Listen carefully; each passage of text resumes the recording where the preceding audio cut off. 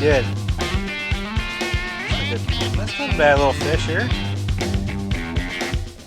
Not a bad fish.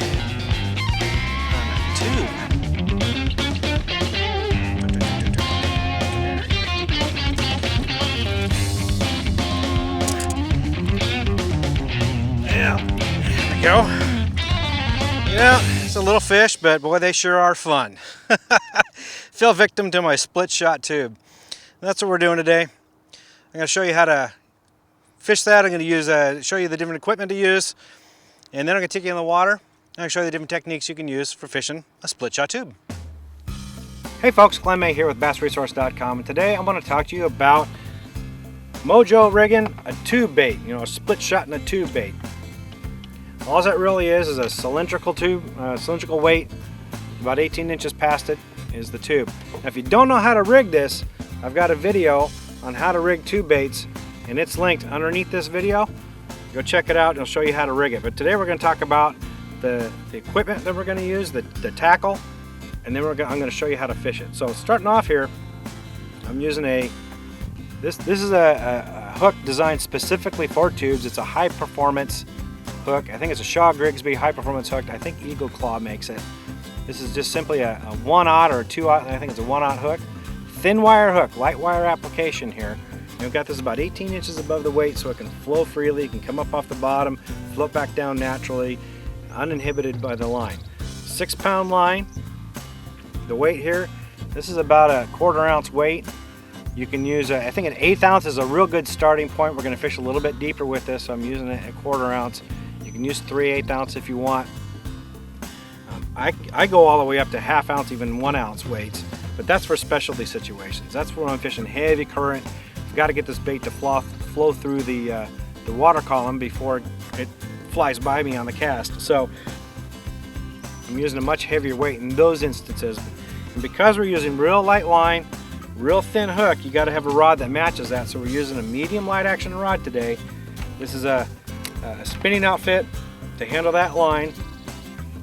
Medium light action rod. If you use a heavier rod, then you risk breaking the line or straightening out that hook during the hook set and when you're fighting the fish back to the boat. So medium light action is what you want. It's got that rod tip action, a lot of give to it, so you can fight the fish without causing any problems. All right, so that's the equipment we're going to use.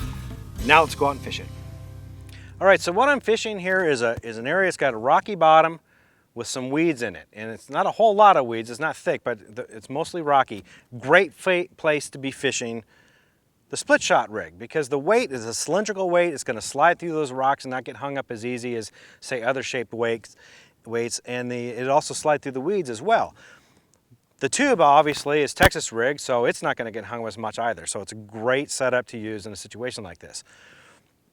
All you're going to do is you're going to cast it out there. When you cast it, we're not trying to win any distance competitions here, so don't try to throw it as hard as you can. As a matter of fact, if you do that, the weight and the bait, they're going to tumble in midair like this, and they're going to get all tangled up before they even hit the water, and that's going to ruin your presentation anyway. So no sense in trying to throw it really hard. Instead, just bring it back, let the weight and the bait settle down a little bit behind you, and then it's a lob cast, real nice and easy lob cast. Let the rod tip do the work for you. If you've ever thrown a Carolina rig, you know exactly what I'm talking about.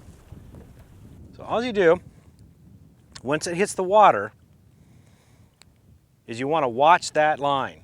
Watch it carefully. Let it fall in slack line. Just flip the bail over and watch where the line enters the water. Because a lot of times the fish hit it while it's falling. And the only way you're going to know they bit it is if you see the line twitch, pop, jerk, do something unusual. It might swim off to one side or the other. If you see that, reel up the slack and set the hook. And speaking of setting the hook, you don't have to set the hook really hard with this setup. You've got real light line, medium light action rod with a thin wire hook. If you set it really hard like that, you're likely to break the line or straighten out that hook, which you'll lose the fish if you do that. So just a light setup. It's a moderate hook set. Just pop it a little bit. That's all it takes. It doesn't take much to get that light wire hook to penetrate past the barb into the fish's mouth. Some people just reel down a lot harder, or they'll move the rod tip like this, and that's it. It's a sweep set. It doesn't take a whole lot, so keep that in mind when you set the hook. So we're just going to cast this out here, and I'm going to watch that line. Got the reel the bail flipped, watching that line where it falls, watching it fall, watching it fall. Okay, it hit the bottom. Now how I know I hit the bottom is that the line just went slack and stopped moving. So next thing I'm going to do is I'm just going to lift the weight up off the bottom and then bring it back down. I want the weight to fall straight down. But I want to maintain contact with that in case a fish bites. So the way you do that is you bring the rod tip down about the same speed as the weight falling while reeling up the slack. And when you do that, in case a fish bites the lure, you're going to feel that strike. So it takes a little bit of practice to do it. You lift it up and then just let it fall straight down, just like that. And let that tube just kind of flutter. Now in this situation, the tube, it doesn't spiral downward like you would if it's on a jig head, but it kind of does this, back and forth. So it looks like a dying bait fish. And that's why you get so many bites on this setup. Just lift it up, and now we're going to let it fall straight down. Now how fast you drop it obviously depends on how heavy the weight is. How fast you lift it up, I generally like to do it slowly, not pop it. But really you have to play with it each day and figure out what it is the fish want. Sometimes they want it moving fast, you want you to just reel it back in and drop, lift, drop, lift, drop. Other times you're going to have to sit there and wait. They only will hit it when it isn't moving. You'll get their attention when you bring it up, but they'll follow it and they'll look at it until they can't stand it anymore, then they'll grab it. So sometimes you have to wait really long. You just gotta have to play with it every day and figure out each day what they want. All right, so the next retrieve I'm gonna show you is we're just gonna, a lot of times this bait, it looks like either like a bait fish or a sculpin feeding on the bottom, or maybe even a crawdad. So this next retrieve is what we're going to use to imitate that. Let it fall all the way to the bottom like it did before, but now all we're going to do is we're just going to drag the weight with the rod on the bottom and then reel up the slack, point the rod right at it, and just move it with the rod tip, keeping it on the bottom. We want it to look like one of those bait fishes or a crawdad crawling on the bottom. So you don't move it with the reel. And keep that rod tip down so you're ready to set the hook. Now a derivative of this, another way to fish it, is to throw it out back. You only can do this if you're in a boat, but I like to throw it out towards the back of the boat, let it fall. I give it a little bit extra line here. I give it maybe 10, 15 feet of line. And then in this case, I'm just going to let the boat move the bait. Okay, I'm just going to set the trolling motor like on 20, 30, somewhere in there, and I'm just going to drag it along the bottom of the lake. This is a great way to fish offshore structure, or in the wintertime, this is almost exclusively how I fish it. And I just vary the speed using my trolling motor. Keep the rod tip down, you're ready to set the hook. You can also feel the bite a lot better that way too.